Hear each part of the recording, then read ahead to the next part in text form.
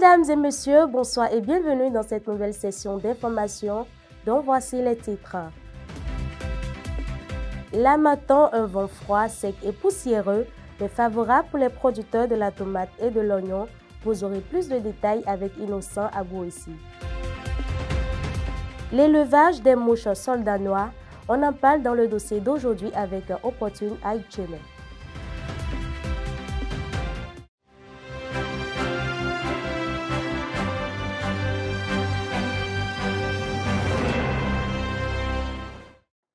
À nouveau, bonsoir, on prend l'envol pour les prévisions météorologiques. Demain matin, le soleil régnera en maître sur Cotonou, baignant la ville d'une douce lumière. Le thermomètre affichera 26 degrés Celsius, mais l'atmosphère semblera plus lourde avec une température ressentie avoisinant les 30 degrés Celsius. Un léger vent soufflera depuis l'ouest-sud-ouest à une vitesse d'environ 10 km par heure, accompagnant une humidité relative à 85%. Rendant l'air encore plus moite. L'après-midi, Cotonou s'épanouira sur un ciel limpide et sans nuages, offrant une belle journée ensoleillée. La température grimpera à 29 degrés Celsius, mais la chaleur se fera davantage sentir avec une sensation avoisinant les 33 degrés Celsius. Un souffle doux venu du sud-sud-ouest animera l'air à une vitesse moyenne de 12 km par heure, ajoutant une touche de fraîcheur à ce climat tropical. Placé sous le thème Innovation et compétitivité des PME pour une croissance économique durable, la 3e édition de la Foire des produits des entreprises bénéficiaires du partenariat USADF Gouvernement du Bénin se déroulera du 14 au 16 novembre 2024 à la place du Souvenir à Cotonou. Occasion à ne pas rater chez entrepreneurs. À l'approche de l'Harmattan, des producteurs de tomates et d'oignons se préparent à tirer parti de cette saison particulière dont le climat sec et frais favorise la culture de ces légumes très prisés. Quels sont les avantages de l'Harmattan pour la production de tomates et comment les agriculteurs s'organisent-ils pour optimiser leur récolte? Éléments de réponse dans ce reportage réalisé par Innocent Agouessi, Jean Dactor Ronon et Pierrot Degila. À l'approche de l'Harmattan, les producteurs de tomates et d'oignons se préparent à exploiter des conditions climatiques uniques que cette période apporte. Avec l'air sec et les températures plus fraîches, les plants de tomates se développent dans un environnement moins favorable aux maladies, ce qui est un atout pour les cultures.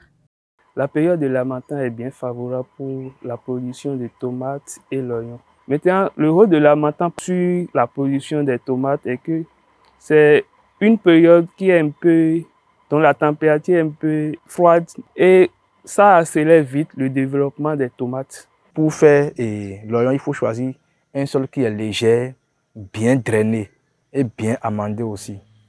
Et le cycle de production de l'oignon, c'est de 100 à 140 jours. Ça dépend aussi de la variété. Ce climat offre aux producteurs l'opportunité d'obtenir des plants plus résistants et une récolte plus abondante. Pour de nombreux agriculteurs, l'Harmattan est synonyme de productivité accrue et ils s'accordent à dire que cette saison particulière est souvent l'une des plus rentables. Pour un bon rendement, ça dépend de l'entretien que tu fais au début de la pépinière.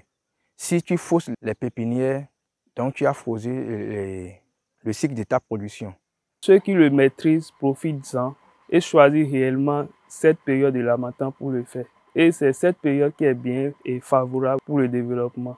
L'Harmattan n'est pas seulement une période de l'année, mais un véritable allié pour les producteurs de tomates qui voient leur travail récompensé par des produits de qualité supérieure.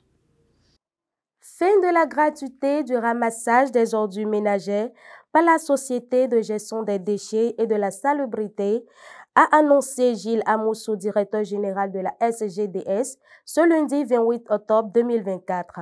Sont concernées par cette nouvelle formule les villes telles que Porto Novo, Cotonou, Abomey-Calavi, Sémékodji et Ouidah. Avant d'aller découvrir ce que peut rapporter en numéraire l'élevage des mouches soldats noirs au Bénin, parlons d'abord environnement. Malgré toutes les actions menées aujourd'hui, le parc national de la Pondjari est toujours confronté à quelques difficultés. Dans cet élément, Jean-Baptiste Rontonou nous en parle tout en nous faisant découvrir cette réserve. Suivant. Le parc national de la Pendjari, l'une des réserves mieux protégées au Bénin. Situé à 650 km de Cotonou, il fait une superficie de 6 444 km², bénéficiant d'au moins 4 zones de chasse. La Pendjari abrite plus de 400 espèces d'oiseaux, au moins 2083 éléphants, 133 lions d'Afrique de l'Ouest, 14 guépards et 45 léopards. Les buffles, le plus grand nombre d'animaux de la Pendjari, on en dénombre 7157 et 609 hippopotames. Abritant donc une grande réserve d'espèces, le parc couvre 5 communes riveraines. Aujourd'hui, la Pendjari reste toujours confrontée à d'énormes défis. Le braconnage, le plus grand des problèmes, il constitue le casse-tête non seulement des autorités locales, mais aussi de celles centrales. La pêche illégale, le pâturage, tout aussi illégal, constitue une grande barrière pour l'essor beaucoup plus bénéfique de cette réserve. Face à ces goulots d'étranglement qui mettent en péril les atours de cette réserve, l'ONG African Parks arrive à réaliser de grandes avancées, que ce soit dans le domaine de l'éducation, d'appui au développement communautaire ou encore de gestion des conflits hommes-faune. Cette ONG a depuis 2020 géré ce parc tout en lui redonnant vie pour le bonheur des Béninois et surtout des riverains. Le concours de tous est primordial pour la protection efficace de cette ressource naturelle qui constitue un patrimoine pour le pays.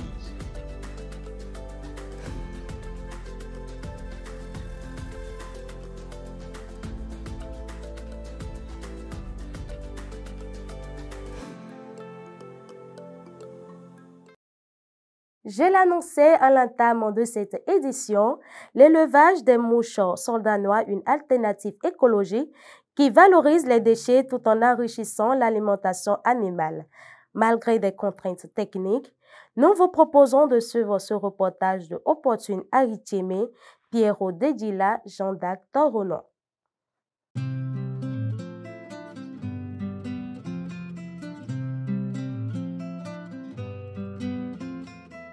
L'élevage des mouches soldanois se révèle une solution innovante et durable face aux défis environnementaux et alimentaires. Ces insectes, dont la larve est particulièrement riche en protéines, offrent une alternative écologique aux sources traditionnelles de protéines utilisées dans l'alimentation animale.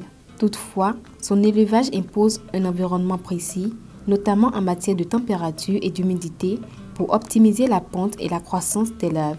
Le développement propice des larves de mouches soldanois, il faut rester à une température entre 25 et 30 degrés Celsius au sein de l'élevage.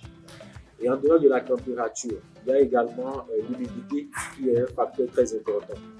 Et il est recommandé donc de rester à une humidité oscillant entre 60 et 70 degrés pour pouvoir donc profiter pleinement de cet élevage-là. Outre leur utilité dans le traitement des déchets, les mouches soldanois présentent plusieurs avantages économiques et environnementaux. C'est un élevage qui se nourrit de déchets, qui exploite des déchets. Donc l'engraissement des larves se fait avec des déchets organiques. Et donc vous savez qu'au Bénin, ce n'est pas les déchets qui nous manquent. Donc il y a vraiment une pollution accentuée causée par les déchets. Ça veut dire qu'il y a un enjeu important de préservation de l'environnement à travers cet élevage-là. Alors jusqu'à présent, la source de protéines la plus utilisée, la plus sollicitée pour l'alimentation animale, c'est la farine de poisson. Et cette farine de poisson est suffisamment importée pour que nous l'ayons en fait au Bénin. Et donc en valorisant cet élevage de mouches soldanois, on se prive alors donc de l'importation de cette farine et c'est également une bonne quantité d'émissions de carbone dont on se prive. Et sur le plan économique, du fait qu'on a des larves pour l'alimentation animale, on fait des larves qui reviennent assez moins chères comparativement aux sources de protéines habituellement utilisées. Donc il y a non seulement un gain pour celui qui décide de produire les larves de mouches soldanois parce que l'investissement est très faible, mais il y a également un gain économique pour l'éleveur qui a appris donc à utiliser les larves pour l'alimentation animale. Cependant, cette activité n'est pas exempte de défis. Entre la maîtrise des cycles de reproduction et les contraintes liées à la température, les éleveurs font face à de nombreuses difficultés. Quand nous prenons les défis liés à la température, Il nous faut normalement 25 à 30 degrés Celsius comme température pour pouvoir avoir un développement maximum de nos larves.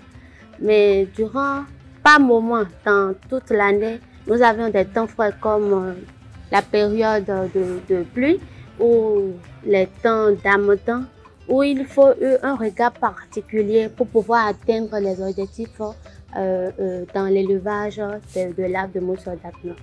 Maintenant, par rapport aux défis liés aux prédateurs, nous avons les fourmis, les lézards, les oiseaux qui constituent vraiment un blocage pour la production. En somme, l'élevage des mouches soldats noirs se présente comme une solution innovante alliant agriculture et économie circulaire. Malgré les défis, il offre une réelle opportunité pour valoriser les déchets et améliorer l'alimentation animale. Hors de nos frontières, à présent, le mardi 29 octobre 2024 s'est tenu un atelier de concertation sur la gestion des aires de protection faunique et de la faune, déroulé sous le parrainage du ministère de l'Environnement, de l'eau et de l'assainissement au Burkina Faso.